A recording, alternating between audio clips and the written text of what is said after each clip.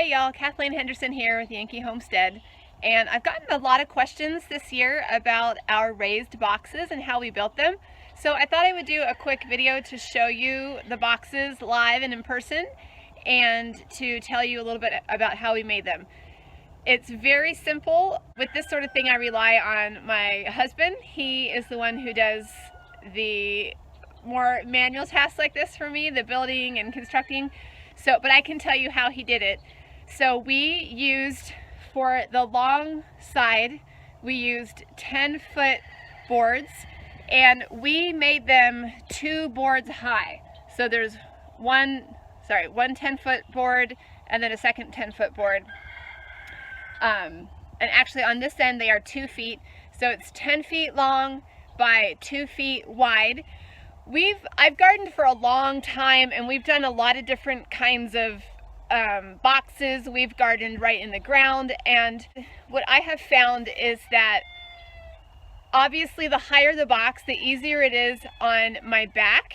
It is really back-breaking to be stooping over beds that are in the ground, and I know when you're gardening on a huge scale, it's just obviously not practical or cost effective to do raised beds. And so of course you're going to garden in the ground. And we have actually a big in-ground garden over behind the barn. And that's just how it is. You have to grow things in the ground. But when we're talking about raised beds, these are right here behind the house. They're visible from the house.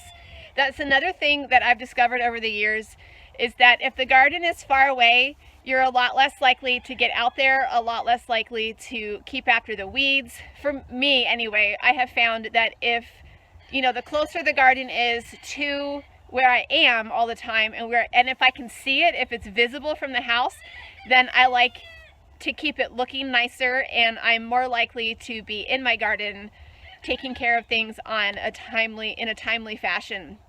Have you heard that old Chinese proverb that the best fertilizer for a garden is the gardener's footsteps? So every day walking through the garden, keeping an eye on the weeds, tending to everything. So anyway, these are right off the house.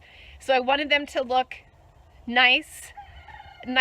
I'm more concerned about the way they look than that far garden space. So wood is definitely not the most cost-effective raised bed building material, but I just love the look of wood, and that's what we decided to go with. So we used 10 feet, they're 10 feet long, 2 feet across, and to secure them together, we used I'm pointing at the wrong one.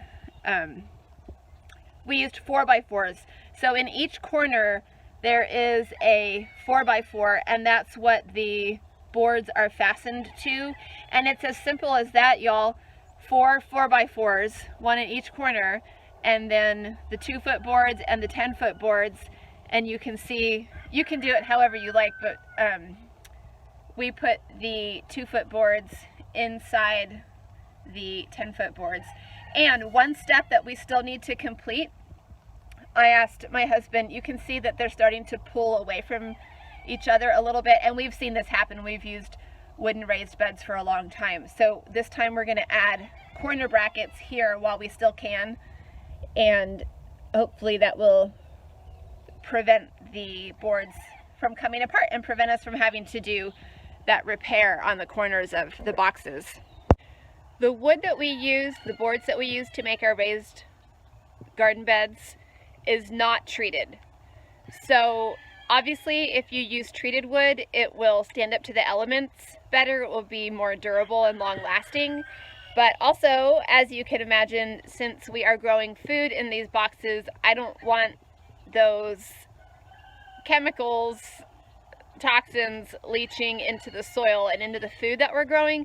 So we opted for the untreated wood, and that's what we're using. And when you build boxes out of wood, it's part of the package that the wood is eventually going to break down after a number of years, and you're going to have to replace the boxes. So that's just something to keep in mind when you're using wood. But again, I love the look of wood, and it's so easy to just screw boards together that this has been our preferred method of building raised garden beds. One more thing about fastening the boxes together. When you are picking out screws to use for this, we used heavy-duty long deck screws. I'm not sure if you can tell there, but you definitely want to use something sturdy, obviously. So I hope that answers your questions. If you have any further questions about how to build these beautiful wooden raised garden beds, please let me know. Happy gardening, y'all.